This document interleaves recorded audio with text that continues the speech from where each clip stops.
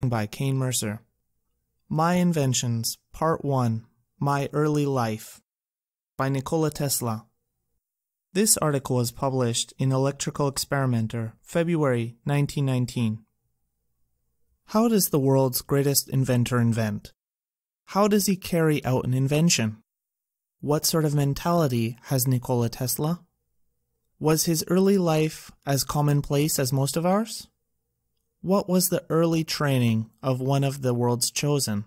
These and many other very interesting questions are answered in an incomparable manner by Nikola Tesla himself in this, his first article. In his autobiography, treating mainly on his early youth, we obtain a good insight into the wonderful life this man has led. It reads like a fairy tale, which has the advantage of being true.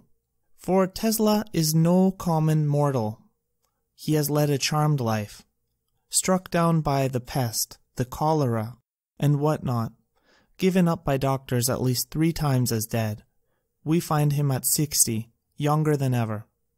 But, read his own words, you have never read the like before. Editor.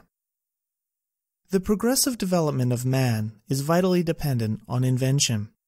It is the most important product of his creative brain.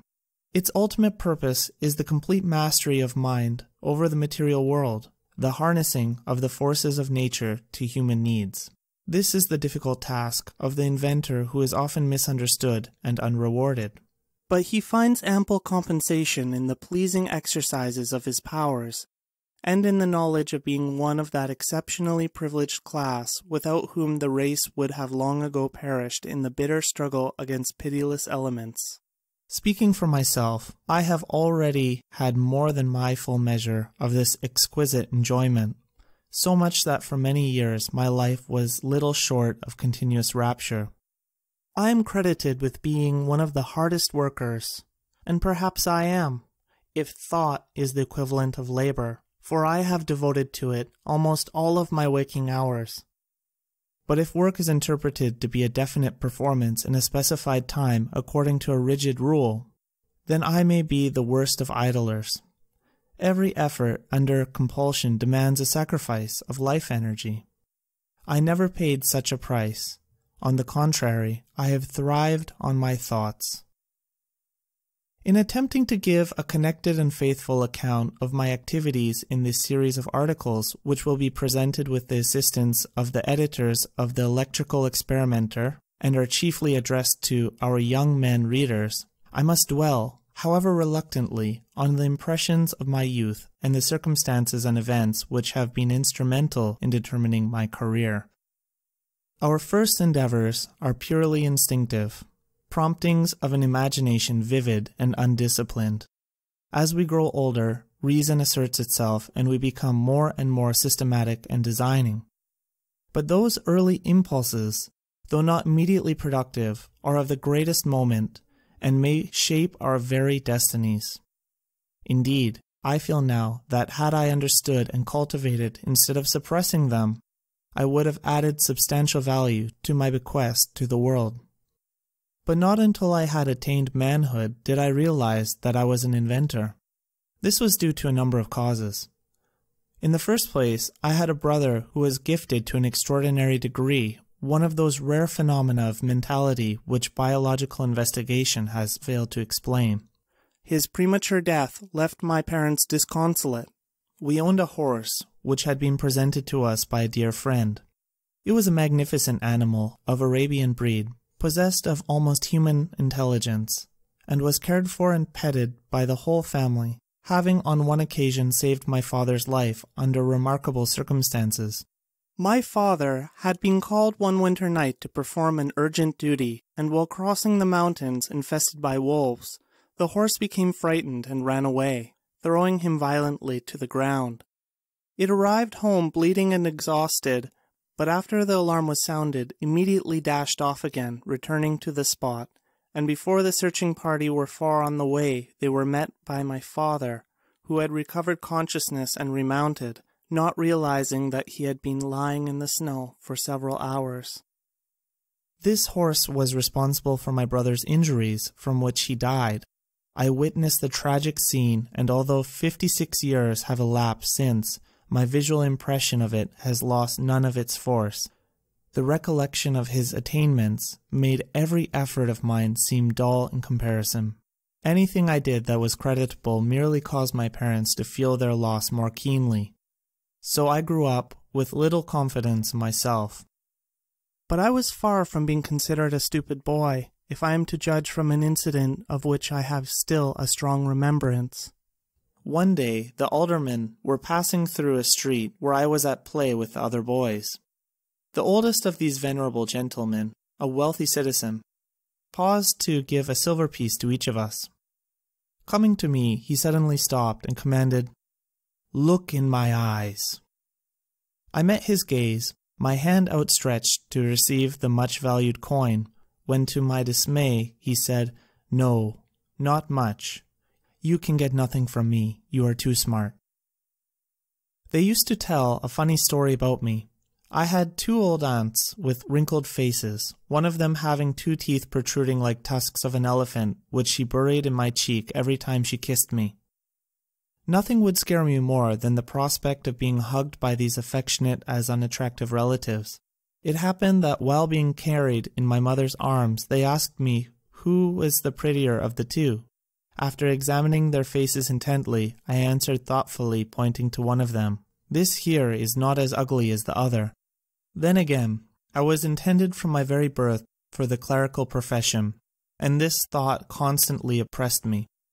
I longed to be an engineer, but my father was inflexible.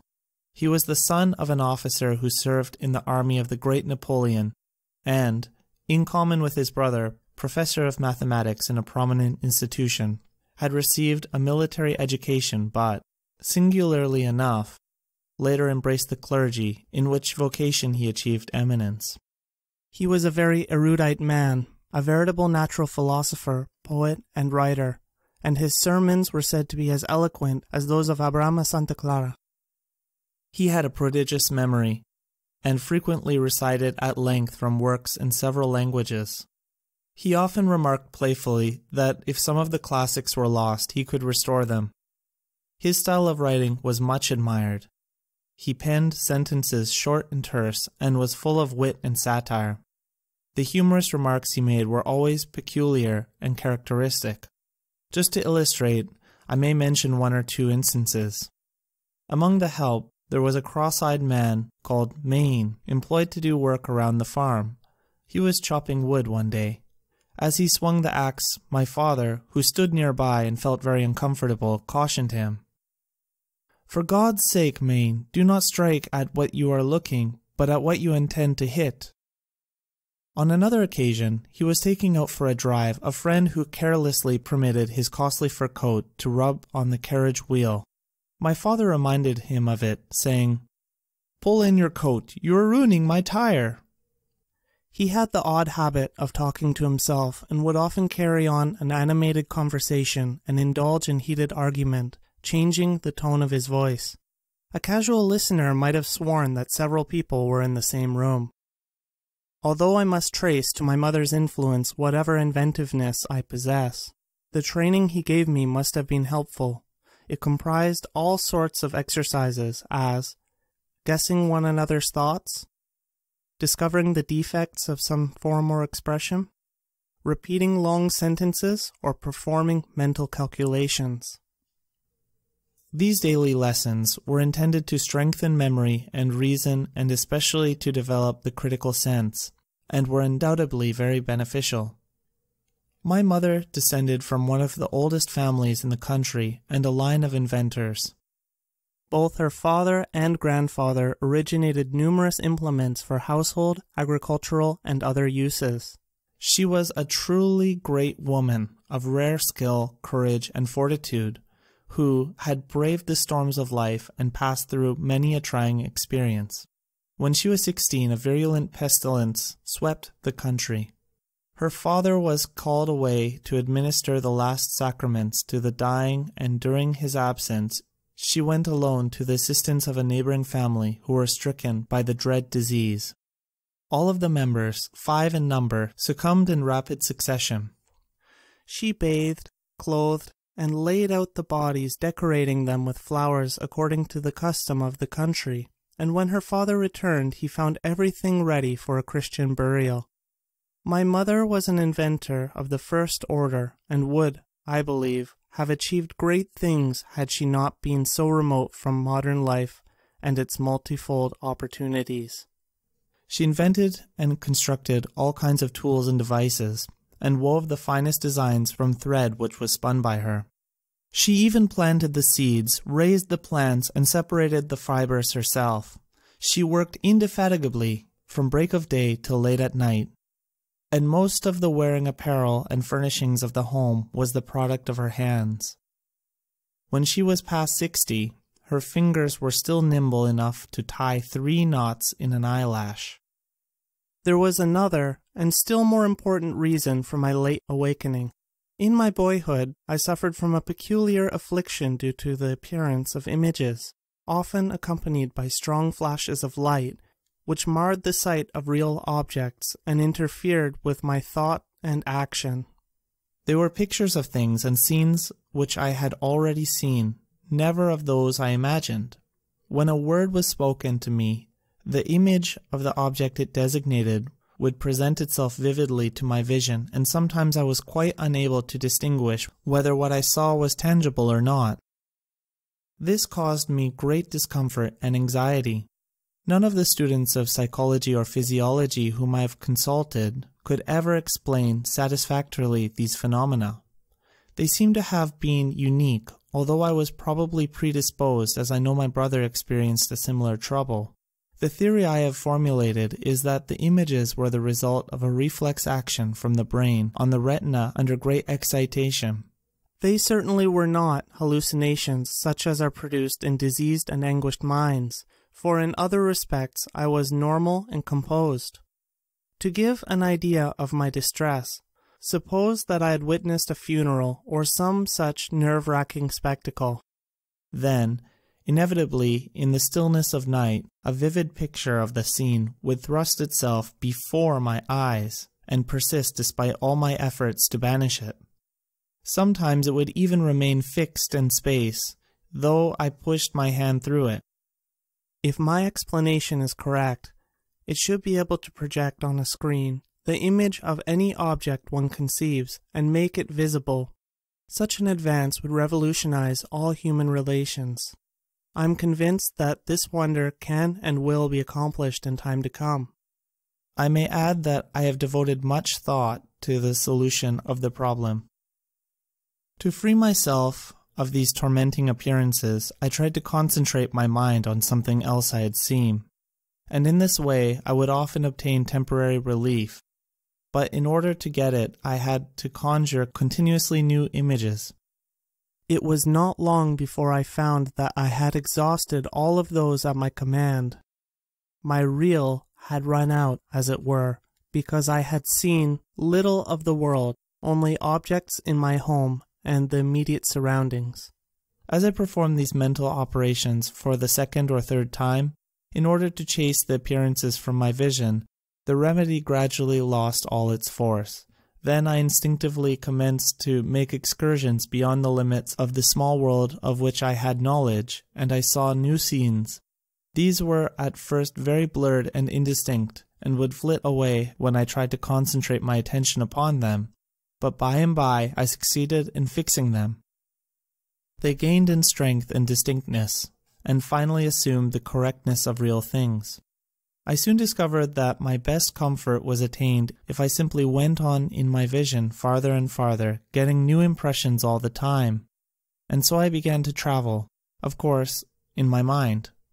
Every night, and sometimes during the day, when alone, I would start on my journeys, see new places, cities and countries, live there, meet people, and make friendships and acquaintances, and, however unbelievable, it is a fact that they were just as dear to me as those in actual life, and not a bit less intense in their manifestations. This I did constantly until I was about 17, when my thoughts turned seriously to invention. Then I observed to my delight that I could visualize with the greatest facility. I needed no models, drawings, or experiments. I could picture them all as real in my mind. Thus, I have been led unconsciously to evolve what I consider a new method of materializing inventive concepts and ideas, which is radically opposite to the purely experimental and is, in my opinion, ever so much more expeditious and efficient. The moment one constructs a device to carry into practice a crude idea, he finds himself unavoidably engrossed with the details and defects of the apparatus. As he goes on improving and reconstructing, his force of concentration diminishes and he loses sight of the great underlying principle. Results may be obtained, but always at the sacrifice of quality. My method is different. I do not rush into actual work. When I get an idea, I start at once building it up in my imagination. I change the construction, make improvements, and operate the device in my mind. It is absolutely immaterial to me whether I run my turbine in thought or test it in my shop. I even note if it is out of balance. There is no difference whatsoever. The results are the same. In this way, I am able to rapidly develop and perfect a conception without touching anything. When I have gone so far as to embody in the invention every possible improvement I can think of and see no fault anywhere, I put into concrete form this final product of my brain. Invariably, my device works as I conceived that it should, and the experiment comes out exactly as I planned it. In 20 years, there has not been a single exception. Why should it be otherwise? Engineering, electrical and mechanical, is positive in results. There is scarcely a subject that cannot be mathematically treated, and the effects calculated or the results determined beforehand from the available theoretical and practical data. The carrying out into practice of a crude idea, as is being generally done, is, I hold, nothing but a waste of energy, money, and time. My early affliction had, however, another compensation. The incessant mental exertion developed my powers of observation and enabled me to discover a truth of great importance. I had noted that the appearance of images was always preceded by the actual vision of scenes under peculiar and generally very exceptional conditions, and I was impelled on each occasion to locate the original impulse. After a while, this effort grew to be almost automatic, and I gained great facility in connecting cause and effect. Soon I became aware, to my surprise, that every thought I conceived was suggested by an external impression. Not only this, but all my actions were prompted in a similar way.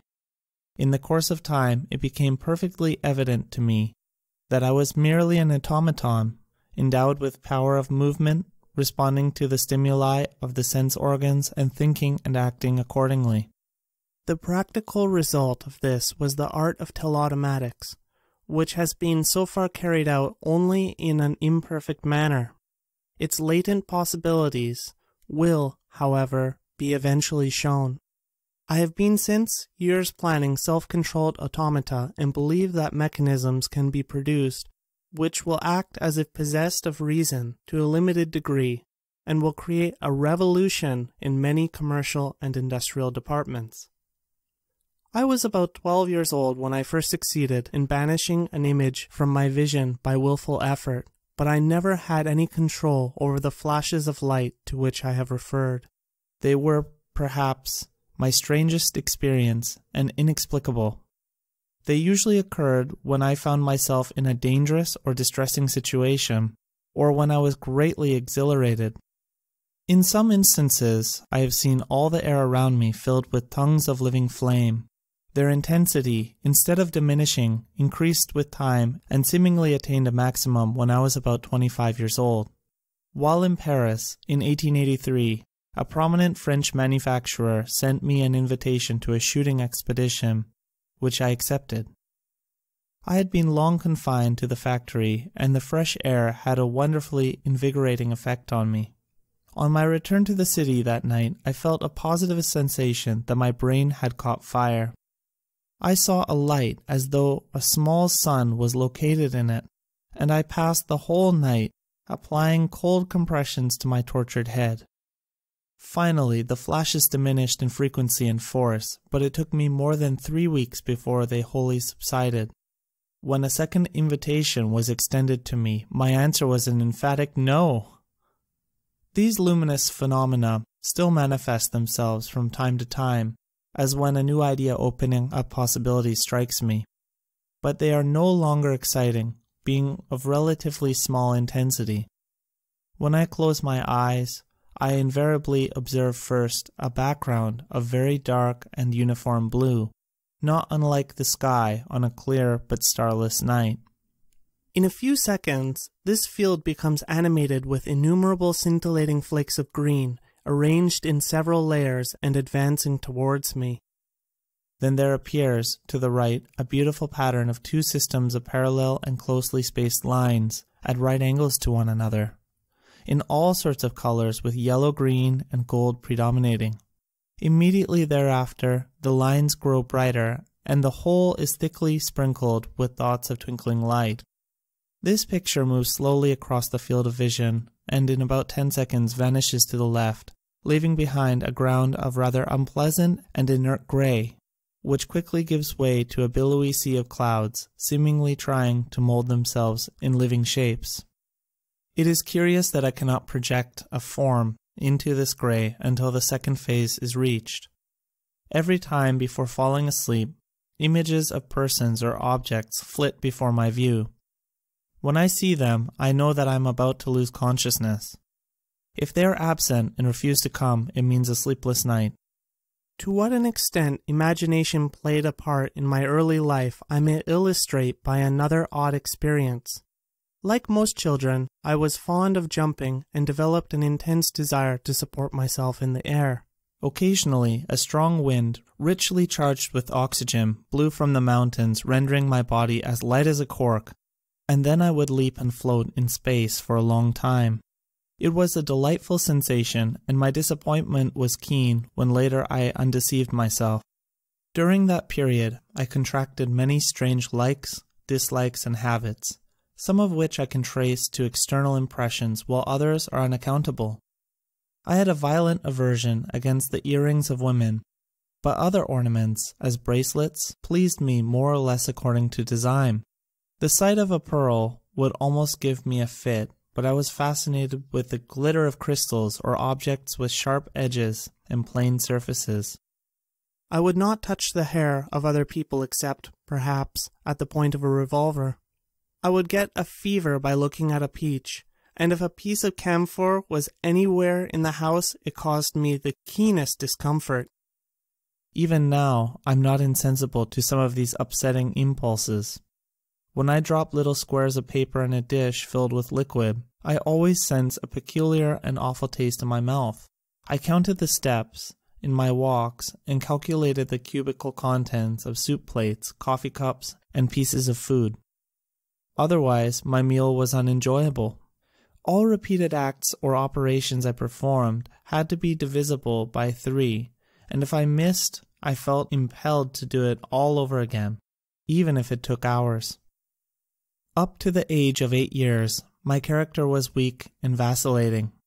I had neither courage nor strength to form a firm resolve. My feelings came in waves and surges, and vibrated unceasingly between extremes. My wishes were of consuming force, and like the heads of a hydra, they multiplied. I was oppressed by thoughts of pain in life and death, and religious fear.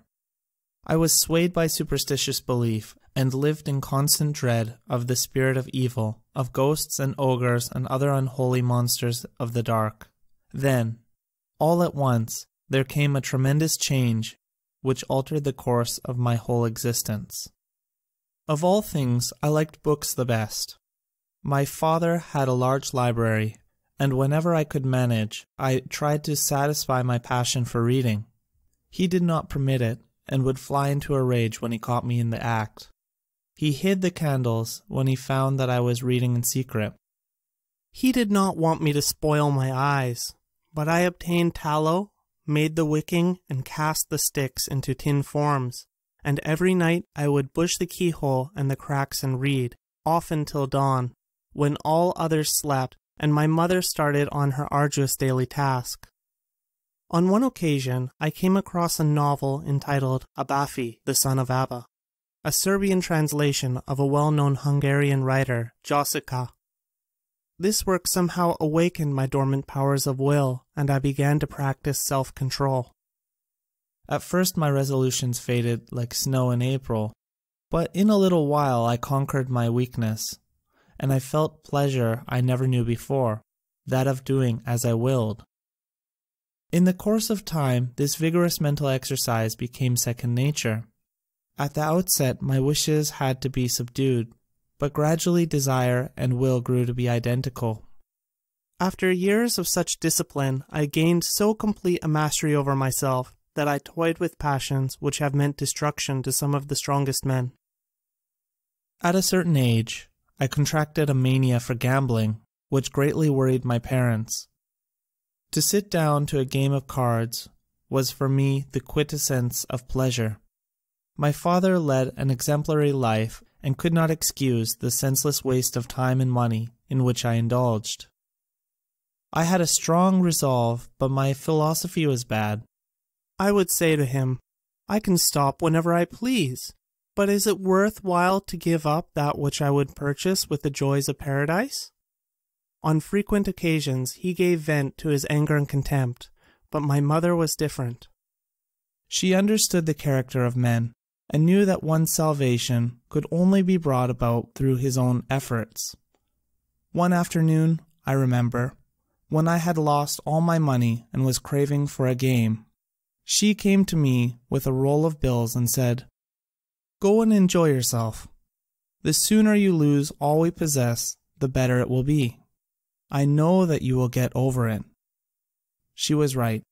I conquered my passion then and there, and only regretted that it had not been 100 times as strong.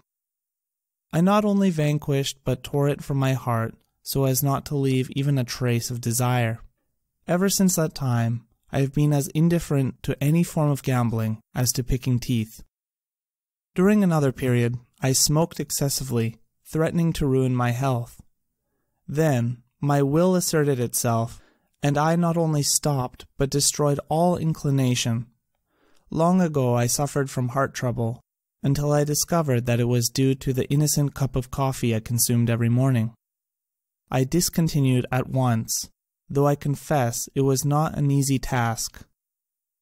In this way I checked and bridled other habits and passions, and have not only preserved my life, but derived an immense amount of satisfaction from what most men would consider privation and sacrifice. After finishing the studies at the Polytechnic Institute and University, I had a complete nervous breakdown, and while the malady lasted, I observed many phenomena, strange and unbelievable. To be continued in our March issue. End of section 1.